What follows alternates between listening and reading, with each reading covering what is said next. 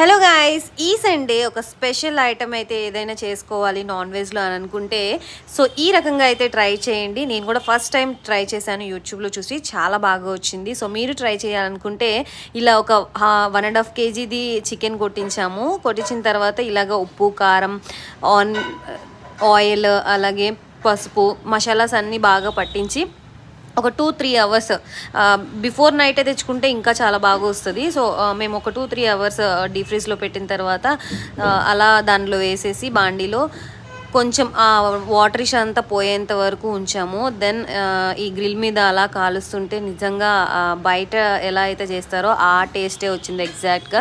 So first time try చేసినప్పుడు బాగా వస్తే ఆ ఫీలే వేరు కదా. సో మీరు కూడా ట్రై చేసి మీకు ఎలా వచ్చిందో కామెంట్ బాక్స్లో కామెంట్ చేయండి.